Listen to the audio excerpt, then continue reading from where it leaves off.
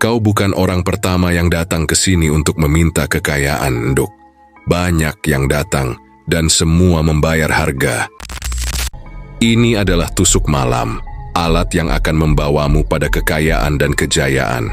Tapi syaratnya berat, kau harus mengorbankan jiwa manusia sebagai tumbal. Setiap malam Jumat, kau harus mencari seorang pria untuk berhubungan intim. Setelah itu gunakan pisau ini untuk memotong kelaminnya. Nyawanya akan menjadi persembahan, dan darahnya akan mengalirkan rezeki untukmu. Jika kau gagal melakukannya sekali saja, semua yang kau dapatkan akan hilang, dan kau sendiri yang akan menjadi korban.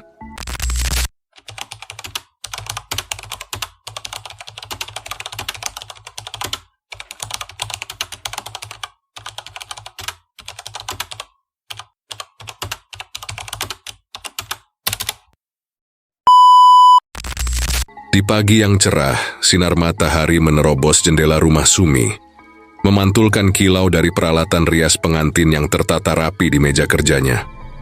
Namun, di balik kemewahan ruangan itu, hati Sumi terasa kosong. Ia duduk termenung di depan cermin besar, memandangi wajahnya yang masih cantik, meski usianya mendekati 40. Sejenak ia menyentuh pipinya, berharap bahwa waktu tidak akan merenggut daya tariknya. Sumi dulunya adalah seorang perias pengantin yang sangat terkenal. Namanya harum di seluruh desa, hingga ke kota terdekat. Setiap calon pengantin berebut ingin dirias olehnya karena hasilnya yang selalu memukau. Dalam seminggu, ia bisa mendapatkan pesanan hingga 5 kali. Namun semua itu kini tinggal kenangan. Pesaing-pesaing baru bermunculan, menawarkan harga lebih murah dan layanan lebih modern. Mereka menggunakan media sosial untuk mempromosikan diri, sementara Sumi yang tidak paham teknologi mulai tertinggal. Hari demi hari, jumlah pelanggan semakin menurun.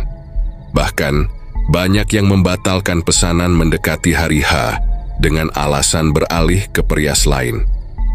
Bagaimana aku bisa terus hidup seperti ini? Gumam Sumi sambil memijit pelipisnya.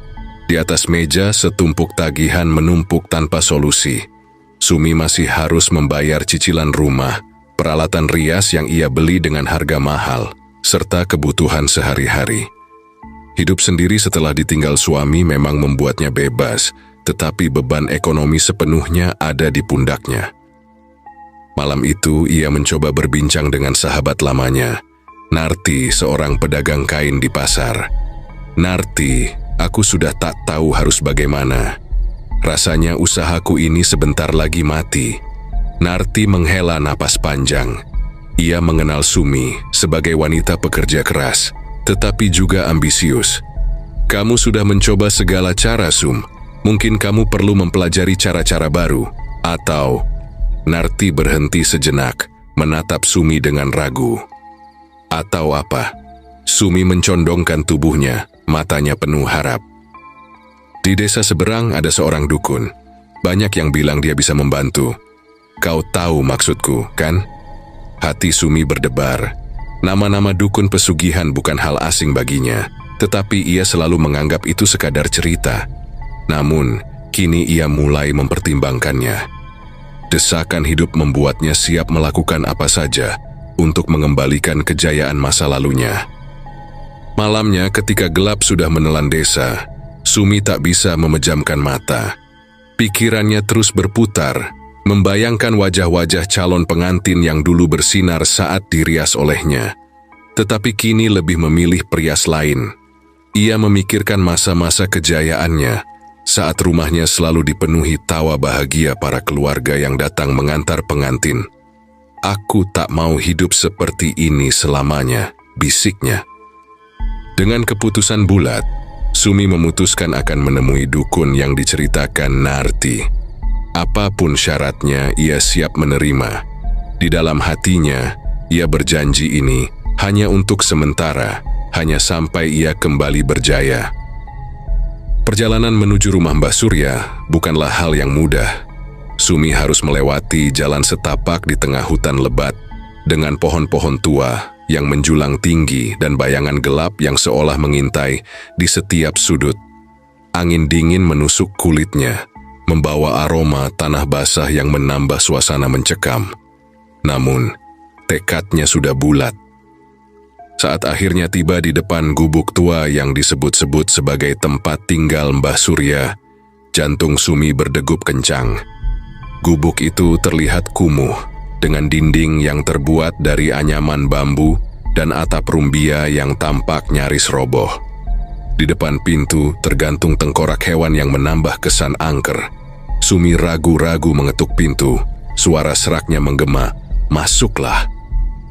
Sumi membuka pintu perlahan dan melihat seorang lelaki tua duduk bersila di atas tikar lusuh.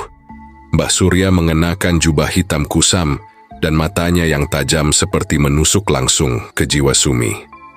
Di sekelilingnya terdapat berbagai benda aneh, keris kecil, botol berisi cairan merah, dan patung-patung kecil yang tampak menyeramkan.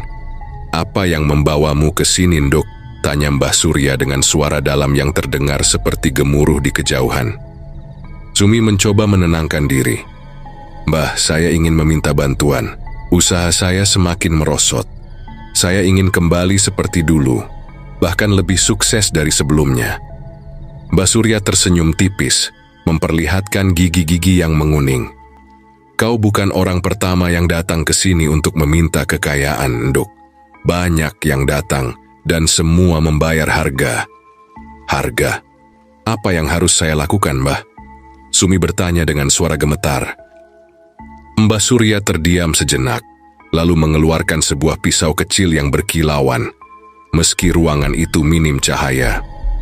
"Ini adalah tusuk malam, alat yang akan membawamu pada kekayaan dan kejayaan. Tapi syaratnya berat, kau harus mengorbankan jiwa manusia sebagai tumbal." Sumi tertegun, tubuhnya kaku. "Tumbal?" Mbah Surya mengangguk pelan. "Setiap malam Jumat kau harus mencari seorang pria untuk berhubungan intim. Setelah itu gunakan pisau ini untuk memotong kelaminnya. Nyawanya akan menjadi persembahan, dan darahnya akan mengalirkan rezeki untukmu. Jika kau gagal melakukannya sekali saja, semua yang kau dapatkan akan hilang, dan kau sendiri yang akan menjadi korban." Sumi terperangah. Kata-kata Mbah Surya seperti belati yang menusuk relung hatinya. "Kenapa harus seperti itu, Mbah? Tidak adakah cara lain?" Mbah Surya tertawa kecil, suaranya serak dan menyeramkan. "Tidak ada kekayaan yang datang tanpa pengorbanan, Nduk. Jika engkau tak sanggup, silakan kembali ke kehidupanmu yang melarat." Kata-kata itu menyentak hati Sumi. Ia membayangkan wajah para pesaingnya yang kini hidup dalam kemewahan, sementara dirinya terpuruk. Ia memikirkan hutang-hutangnya yang terus menumpuk dan desakan hidup yang menghimpit. Dengan suara hampir tak terdengar, ia bertanya, "Bagaimana jika mereka tahu? Bagaimana jika saya ketahuan?" "Tak ada yang akan tahu," jawab Mbah Surya tenang. "Pisau ini hanya akan meninggalkan jejak yang tak bisa dilacak manusia. Mereka yang menjadi korbanmu akan lenyap dari dunia ini, seolah mereka tak pernah ada." Sumi menatap pisau itu dengan tangan bergetar. Sesuatu di dalam dirinya memberontak, tetapi ambisinya untuk kembali berjaya terlalu besar untuk diabaikan. Setelah menarik napas panjang, ia mengangguk. "Saya setuju." Mbah Surya tersenyum lebar, puas melihat keputusannya. Ia menyerahkan pisau itu pada Sumi sambil berpesan, "Jangan pernah melanggar aturan. Jika kau gagal, bukan hanya kekayaanmu yang hilang, tetapi hidupmu akan berubah menjadi neraka." Dengan pisau di tangan dan pikiran penuh keraguan, Sumi meninggalkan gubuk itu. Di dalam hatinya, ia bertanya-tanya, apakah ia baru saja menjual jiwanya? Atau ini hanya langkah sementara untuk memperbaiki hidupnya? Apapun jawabannya, ia tahu satu hal, tak ada jalan untuk kembali. Malam itu, Sumi duduk di depan cerminnya, menatap bayangannya yang tampak lebih pucat dari biasanya. Pisau kecil pemberian Mbah Surya tergeletak di meja, memantulkan cahaya redup dari lampu minyak. Tangannya bergetar saat menyentuh gagang pisau itu. Dalam benaknya, bayangan janji kekayaan yang dijanjikan terus berseliweran, tetapi bersamaan dengan itu, ketakutan mulai merayap ke dalam hatinya. Suara-suara dari luar rumah mulai terdengar samar. Malam sudah larut, tetapi suara tawa dan langkah kaki pria dari sebuah warung kecil di ujung jalan mengingatkan Sumi pada tugas pertamanya. Ia harus memilih korban malam ini. Dengan mengenakan kebaya merah yang ketat, Sumi melangkah keluar rumah, meninggalkan jejak harum melati dari tubuhnya. Di warung kecil itu, beberapa pria sedang tertawa riang setelah menikmati beberapa botol minuman keras. Sumi menatap mereka dengan mata penuh pesona, lalu dengan senyum memikat, ia berjalan mendekati seorang pria yang duduk di sudut, tampak mabuk dan terpisah dari kelompoknya. Pria itu bernama Jono, seorang buruh kasar yang sering bekerja di desa sebelah. Hidupnya sederhana, dan ia tidak dikenal banyak orang. Sumi tahu memilih Jono berarti meminimalkan risiko, karena ia tidak memiliki banyak teman dekat atau keluarga di sekitar. Jono, panggil Sumi lembut. Suaranya seperti bisikan angin malam. Pria itu menoleh dengan mata setengah terpejam, terpana oleh kecantikan wanita di depannya. Malam ini, kamu terlihat sendirian. Apa tidak ingin ditemani? Jono tersenyum, memperlihatkan gigi-gigi yang mulai menguning. Kalau ditemani perempuan cantik seperti kamu, siapa yang bisa menolak? Dengan mudah, Sumi membujuk Jono untuk mengikutinya pulang. Dalam perjalanan, ia mencoba menenangkan dirinya sendiri. Ini hanya sekali. Setelah ini semuanya akan berubah, bisiknya dalam hati, meski kakinya terasa berat setiap melangkah. Di rumah, suasana berubah mencekam. Sumi menyuguhkan teh hangat kepada Jono, menciptakan suasana yang nyaman.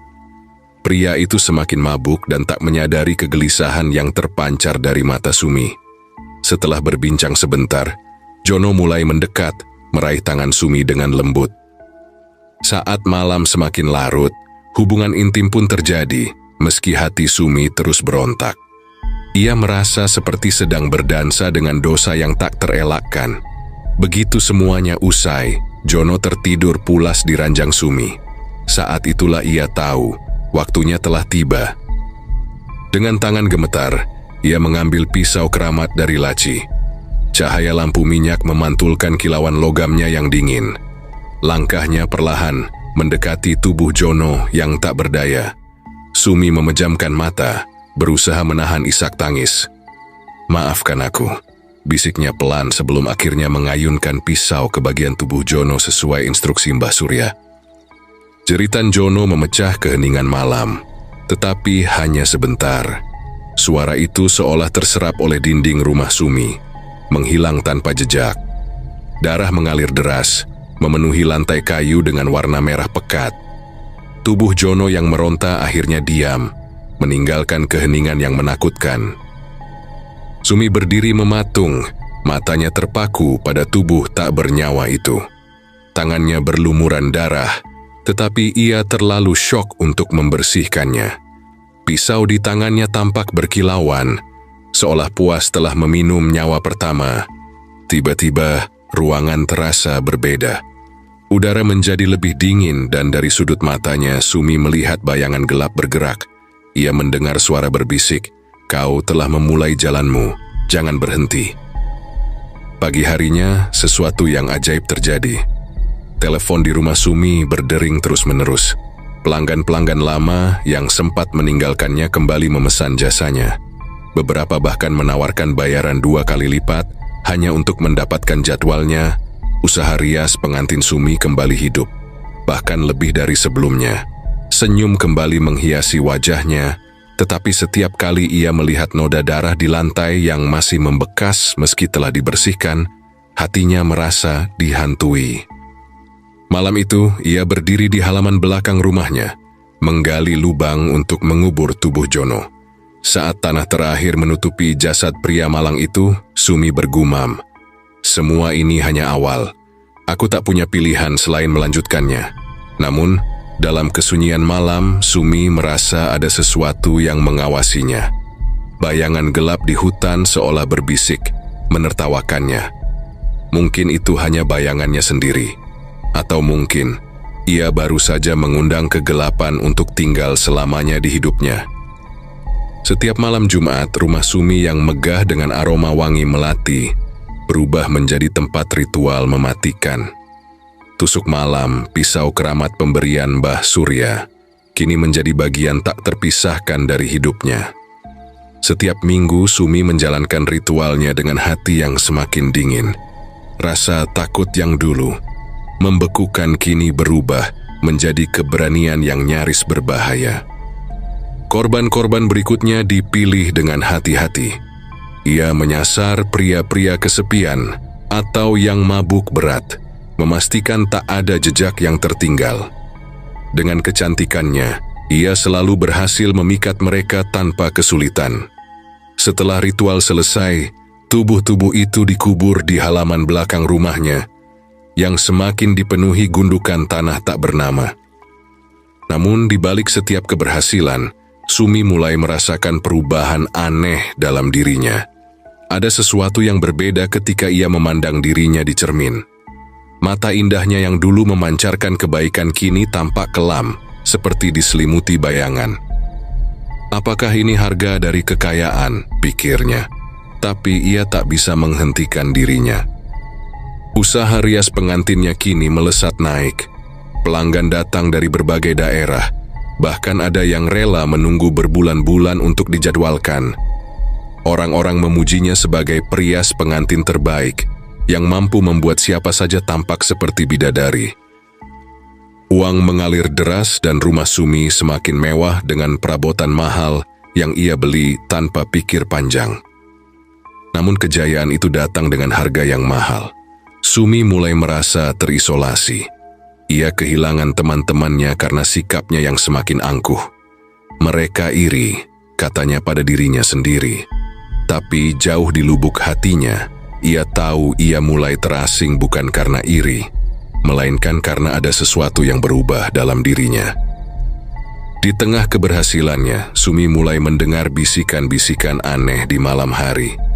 Suara-suara itu terdengar seperti jeritan, kadang seperti tawa, namun lebih sering berupa gumaman samar yang sulit dimengerti. Ketika ia mencoba mengabaikannya, bayangan-bayangan gelap mulai muncul di sudut-sudut rumahnya.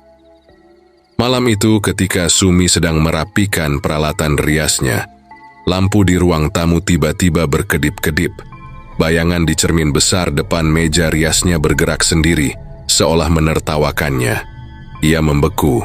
Jantungnya berdegup kencang. Hanya bayangan, gumamnya, mencoba meyakinkan diri sendiri. Namun bayangan itu semakin sering muncul. Setiap malam Jumat, saat ritual selesai dan tubuh korban dikubur, bayangan itu tampak semakin jelas. Kadang ia merasa ada tangan tak terlihat yang menyentuh pundaknya, atau aroma darah segar yang tetap tercium, meski ia telah membersihkan segalanya. Meskipun demikian, keberhasilan yang terus ia nikmati membuatnya menolak berhenti. Dengan kekayaan yang ia peroleh, ia menjadi sosok yang dihormati sekaligus ditakuti di desa. Orang-orang menganggapnya wanita yang berkuasa, meski mereka tak tahu rahasia kelam di balik keberhasilannya. Ini hanya jalan hidup, katanya suatu malam sambil menatap pisau keramat yang kini tersimpan rapi di dalam kotak perhiasannya. Jika mereka tahu betapa sulitnya hidupku dulu, mereka pasti akan mengerti. Namun kebahagiaan itu hanya di permukaan. Di dalam dirinya, Sumi tahu ada sesuatu yang salah. Wajah-wajah korban mulai menghantui mimpinya. Ia sering terbangun di tengah malam dengan keringat dingin, mendengar suara-suara mereka memanggil namanya. Pada malam Jumat tertentu, ia mulai merasa tubuhnya lebih berat saat ritual berlangsung. Pisau itu, yang awalnya terasa ringan dan mudah digunakan, kini seperti memberontak di tangannya. Setiap kali ia menyelesaikan ritual, rasa lega yang biasanya ia rasakan kini digantikan oleh beban yang sulit dijelaskan. Namun meskipun ia mulai merasakan perubahan itu, Sumi tak bisa berhenti. Kekayaan, penghormatan, dan kekuasaan telah menjadi candu. Setiap malam Jumat, meskipun bayangan ketakutan menyelimuti hatinya, ia tetap melangkah keluar untuk mencari korban. Ini untuk bertahan hidup, bisiknya pada dirinya sendiri saat ia merayu seorang pemuda di warung pada malam Jumat berikutnya. Tetapi, jauh di dalam hatinya, ia tahu, ini bukan lagi tentang bertahan hidup. Ini tentang keserakahan yang tak bisa ia lepaskan. Dan tanpa ia sadari, setiap ritual yang ia lakukan, setiap nyawa yang ia ambil, semakin mendekatkan dirinya pada sesuatu yang lebih gelap, sesuatu yang bahkan lebih mengerikan daripada kemiskinan yang dulu ia takuti. Di halaman belakang rumahnya, di bawah tanah yang semakin penuh dengan jasad, sesuatu mulai bergerak, sesuatu yang diam-diam menunggu saatnya tiba.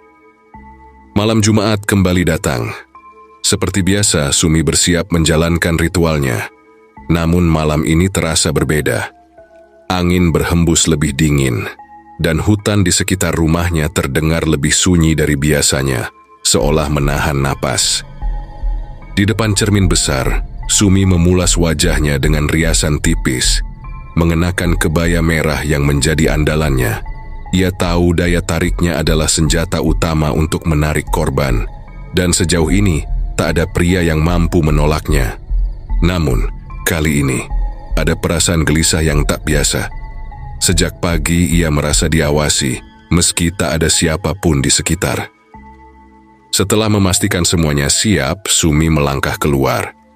Ia memilih warung kecil di pinggir desa, tempat para pekerja sering berkumpul setelah seharian bekerja.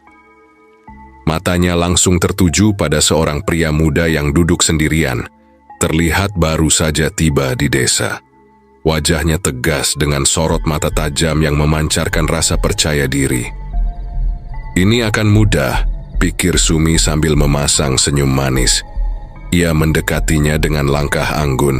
"Permisi, Mas, sendirian saja di sini?" tanya Sumi dengan nada lembut. Pria itu mengangkat wajahnya, menatap Sumi dengan mata tajam yang membuatnya sedikit gugup. "Iya, baru pindah ke sini, ada yang bisa saya bantu?"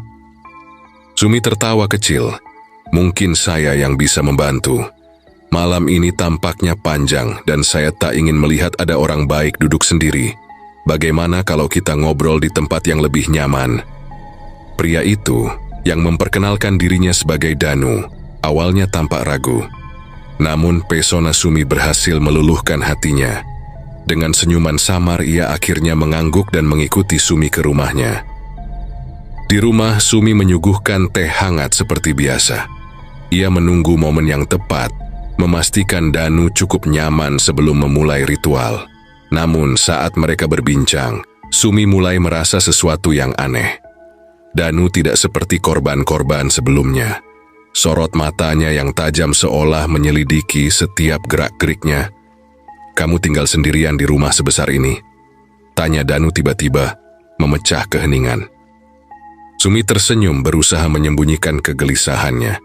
"Ya, dulu suamiku meninggal, jadi aku tinggal sendiri sekarang. Tapi itu tidak masalah, aku sudah terbiasa." Danu mengangguk pelan tetapi senyumnya tak pernah benar-benar muncul. Ketika malam semakin larut, Sumi akhirnya memulai rencana ritualnya. Setelah berhasil membujuk Danu untuk masuk ke kamar, ia menyiapkan tusuk malam yang tersembunyi di balik bantal.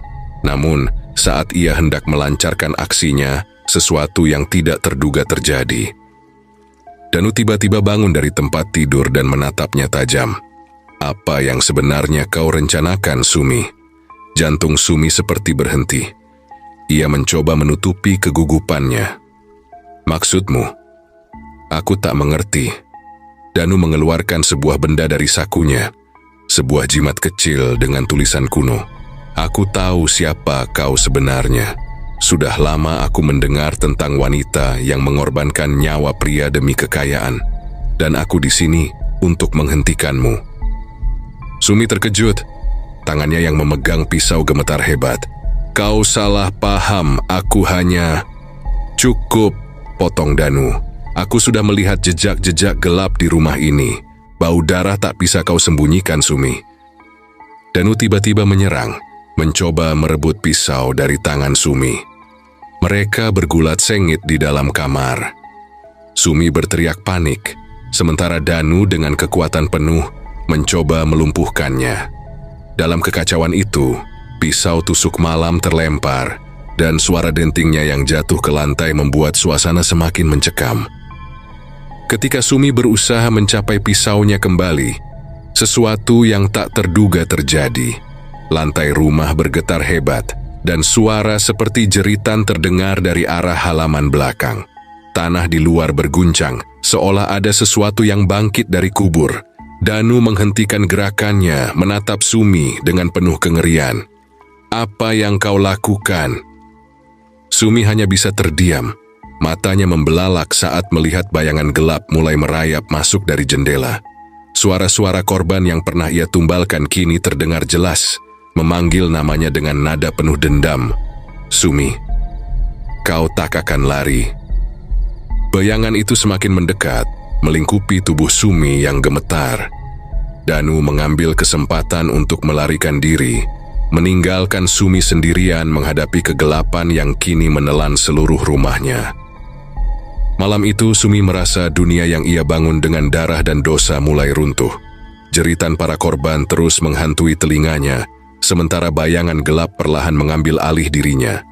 Ia tahu, semua ini adalah peringatan. Tapi apakah masih ada waktu untuk menyelamatkan dirinya, atau semua sudah terlambat? Pagi itu Sumi bangun dengan perasaan berat yang menghantui. Tubuhnya terasa lemas dan kepalanya penuh dengan suara-suara yang membisikkan penyesalan. Namun ia menepis semua itu, berusaha meyakinkan dirinya bahwa semua akan baik-baik saja.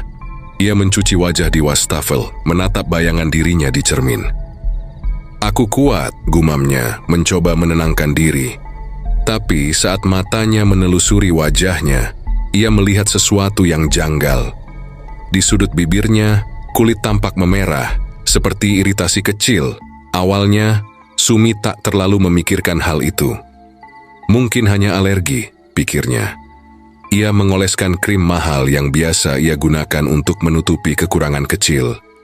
Namun, rasa gatal mulai menyebar. Ketika ia menyentuh bagian lehernya, kulitnya terasa lebih kasar dan sedikit berbau. Sumi menghela napas panjang. Ia berusaha mengalihkan pikirannya dengan bekerja. Beberapa pelanggan baru sudah menunggu untuk didandani. Dengan senyuman yang terpaksa, ia melayani mereka, menggunakan riasan untuk menutupi keanehan yang mulai tampak di wajahnya. Namun, saat ia menyentuh wajah seorang pelanggan, wanita itu tiba-tiba bergidik dan mundur. "Maaf Bu Sumi, tangan Anda dingin sekali," katanya dengan nada ragu. Sumi tertegun. Ia menyadari bahwa tangannya yang biasanya lembut dan hangat, kini terasa dingin dan kaku, hampir seperti tangan mayat. Namun ia segera mengalihkan perhatian pelanggan dengan candaannya, mencoba menutupi rasa malunya. Setelah menyelesaikan pekerjaannya, Sumi duduk di ruang tamu dengan segelas teh. Kepalanya penuh dengan pikiran tentang kejadian beberapa hari terakhir. Kemunculan Danu, jeritan di halaman belakang, dan rasa sakit aneh yang mulai muncul di tubuhnya. Ia menatap ke arah cermin besar di ruang tamu. Bayangan dirinya di cermin tampak berbeda. Wajah yang dulu cantik kini terlihat letih dan berbayang. Saat ia mendekat, cermin itu memantulkan sesuatu yang membuatnya tersentak, bayangan di belakangnya. Sosok seorang pria dengan mata kosong menatapnya dari balik bahunya. Sumi berbalik dengan cepat, namun tak ada siapapun di sana. Ketika ia kembali menatap cermin, bayangan itu menghilang. "Kutukan, ini pasti kutukan," gumamnya, napasnya terengah-engah. Malam itu Sumi mendengar suara gemerisik dari halaman belakang. Ia mencoba mengabaikannya, namun suara itu semakin keras, seolah memanggil namanya. Dengan tubuh gemetar, ia akhirnya memutuskan untuk memeriksa. Sambil membawa senter, ia berjalan ke halaman belakang yang gelap. Gundukan-gundukan tanah bekas penguburan korban-korbannya tampak tak berubah. Namun, saat ia melangkah lebih dekat, bau busuk menyengat hidungnya. Tiba-tiba, tanah di salah satu gundukan mulai bergerak. Sumi terperanjat mundur, napasnya terhenti. Dari dalam tanah muncul tangan pucat yang kaku, seperti berusaha keluar dari kubur. "Tidak, ini tidak mungkin," teriak Sumi. Ia menjatuhkan senternya dan berlari kembali ke dalam rumah. Tubuhnya gemetar hebat, keringat dingin mengalir deras di dahinya. Namun, saat ia mencoba menutup pintu, sebuah bayangan melintas di ruang tamu. Sumi. Suara lirih terdengar, diikuti oleh tawa dingin yang menusuk. Keesokan harinya Sumi terbangun dengan rasa sakit yang menjalar di sekujur tubuhnya. Ketika ia melihat wajahnya di cermin, ia hampir tak mengenali dirinya sendiri. Kulitnya tampak pucat dengan bercak-bercak merah, dan di beberapa bagian terlihat seperti mulai mengelupas. Ia mencoba membersihkan wajahnya, namun rasa sakit semakin menjadi-jadi. Bau aneh mulai tercium dari tubuhnya, seperti sesuatu yang membusuk. Sumi mulai panik. Ia mencoba menghubungi dokter, namun rasa malu dan takut akan rahasianya terbongkar membuatnya ragu. Akhirnya, ia memutuskan untuk menghubungi Mbah Surya. Namun, ketika ia tiba di rumah sang dukun, ia hanya menemukan rumah kosong yang penuh debu. "Mbah Surya sudah pergi, Neng," kata seorang tetangga. "Beberapa hari lalu ia bilang akan pergi jauh untuk selamanya." Sumi merasa seluruh dunianya runtuh.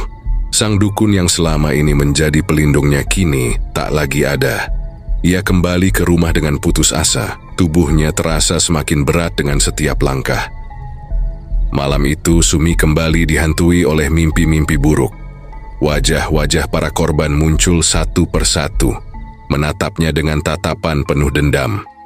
Mereka memanggil namanya. Suara mereka bergema di seluruh ruangan. Sumi terbangun dengan teriakan, hanya untuk menemukan tubuhnya semakin rusak. Kulitnya yang memerah kini mulai mengeluarkan cairan aneh, dan rasa sakit yang tak tertahankan menjalar di seluruh tubuhnya. Dengan putus asa, Sumi berlutut di depan cermin, memegang wajahnya yang semakin hancur. Ia menangis terseduh-seduh, namun tangisannya tak membawa kelegaan. Ia tahu kutukan ini adalah akibat dari dosa-dosanya. Dalam keputusasaan, Sumi berbisik kepada dirinya sendiri. Apakah masih ada kesempatan untuk bertobat? Atau ini adalah akhir yang harus kuterima? Namun di tengah jeritannya, suara tawa dingin kembali terdengar. Ia menoleh ke arah cermin, dan kali ini ia melihat seluruh tubuhnya mulai diliputi bayangan hitam. Ia sadar waktu untuk melarikan diri telah habis. Malam semakin larut, tetapi Sumi tidak bisa tidur. Tubuhnya terasa semakin berat, dan bau busuk yang keluar dari kulitnya membuatnya muak.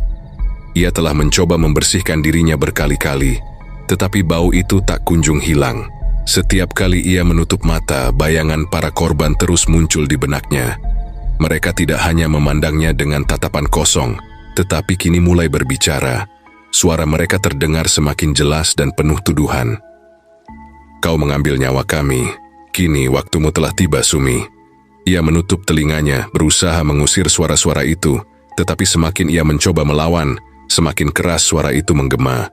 Sumi bangkit dari tempat tidurnya dan berjalan ke cermin besar di ruang tamu. Ia menatap bayangannya sendiri, berharap menemukan jawaban. Namun, yang ia lihat bukanlah dirinya yang biasa. Bayangan di cermin menunjukkan sosoknya yang menyerupai mayat hidup, dengan kulit mengelupas, mata cekung, dan rambut yang mulai rontok. "Tidak, ini tidak mungkin," jeritnya sambil mundur. Tiba-tiba, bayangan di cermin bergerak sendiri. Bibir sosok itu membuka, berbicara dengan suara dingin. "Kau telah memilih jalan ini, Sumi. Apa yang kau tuai, itulah yang akan kau terima." Di tengah malam yang mencekam, suara ketukan pintu menggema di seluruh rumah. Sumi tersentak. Siapa yang datang di tengah malam seperti ini? Dengan langkah gemetar, ia mendekati pintu dan membukanya sedikit. Di depan pintu berdiri seorang pria tua berpakaian lusuh. Matanya tajam, menatap Sumi dengan cara yang membuatnya merinding. "Siapa Anda?" tanya Sumi. Suaranya bergetar. Pria itu tersenyum tipis. Aku hanya seorang musafir yang lewat, tapi aku tahu apa yang sedang kau alami. Sumi menatap pria itu dengan penuh kecurigaan. Apa maksudmu? Pria itu mengangkat satu alis seolah menantang Sumi untuk menyangkalnya. Kau pikir perbuatanmu akan dibiarkan begitu saja? Kau telah bermain dengan kekuatan gelap dan sekarang kau membayar harganya. Sumi merasa dadanya sesak. Kau tahu tentang semuanya. Pria itu mengangguk. Aku tahu dan aku juga tahu bahwa waktumu hampir habis. Ketika pria tua itu pergi, Sumi merasa lebih bingung dari sebelumnya. Namun, tak lama setelah itu, suara lain datang dari luar, suara langkah kaki. Dengan hati-hati, ia mengintip dari balik jendela. Danu berdiri di depan gerbang rumahnya. Wajahnya penuh amarah, tetapi juga ada sorot iba di matanya. Sumi membuka pintu dengan ragu. Apa yang kau inginkan? Danu melangkah masuk tanpa diundang. Aku datang untuk memperingatkanmu, Sumi. Aku tahu apa yang sedang terjadi padamu. Peringatan? Aku tak butuh peringatan darimu. Sumi berteriak. Suaranya melengking karena ketakutan dan frustrasi. Danu menatapnya tajam. Kau pikir kutukan ini bisa kau hindari? Kau telah menyentuh kekuatan yang tidak seharusnya, dan sekarang kau harus menerima akibatnya. Tapi mungkin, hanya mungkin, kau masih punya kesempatan. Sumi terdiam. Ada sesuatu dalam suara Danu yang membuatnya merasa bahwa pria ini berbicara dengan tulus. Kesempatan apa?